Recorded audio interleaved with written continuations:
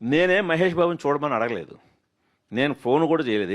ఎప్పటి కూడా నా కెరీర్లో ఎప్పుడు ఒకరిని ఆబ్లిగేట్ కూడా చేయడు. తనంతట తనే సినిమా చూసి ఫోన్ చేసి అసలు అతను ఎంత బిజీ షెడ్యూల్లో ఉన్నాడో తెలుసు. సో ఎంతసేపు మాట్లాడాడంటే అసలు ఏంటి సార్ ఈ సినిమా ఏంటి, ఇది నాకు కనకవర్షమే. ఒక ఒక ఒక కమర్షియల్ సూపర్ స్టార్, కనకవర్షం కురిపించే ఒక సూపర్ స్టార్కి నచ్చింది. అంటే ఈ రోజుకి అతను మహేష్ చెప్పిన మాటల్లో అంటే ఎంత పెప్పీగా ఉంది. ఫస్ట్ నుంచి లాస్ట్ వరకు నేను అలా స్టన్ అయిపోయి చూశాను. ఇంత బిజీ షెడ్యూల్లో కూడా నాకు దొరికిందే ఆదివారం, జస్ట్ ఫ్రైడే రిలీజ్ అయింది, సండే చూశాడు.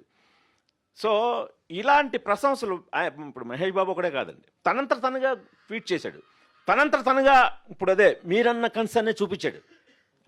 ఏంటి సార్ మనకి కమర్షియల్గా ఏంటి అని అంటే, అదే బాబు థియేటర్లకి జనాలు రావట్లేదు, రావాలి ఇది అని అంటే వెంటనే ట్వీట్ చేసేస్తాను నేను అని చెప్పి తను వెంటనే, నేను అడగలేదు, తనంతట తనుగా అంటే ఈ సినిమా జనాలకి రీచ్ అవ్వాలి, ఈ డైరెక్టర్కి డబ్బులు రావాలి, అంటే ఇలాంటి సినిమా తీసే ఫ్యామిలీకి డబ్బులు రావాలి అని తను కన్సర్న్ చూపించాడు.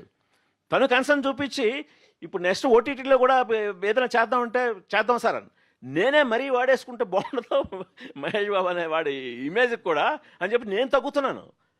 లేకపోతే ఎలా ఉన్నాడంటే ఇప్పుడు ఈవెంట్కి పిలిచి బాబు 2 ముక్కలు యూఫర్ గురించి మాట్లాడంటే మాట్లాడే లెవెల్లో ఉన్నాడు.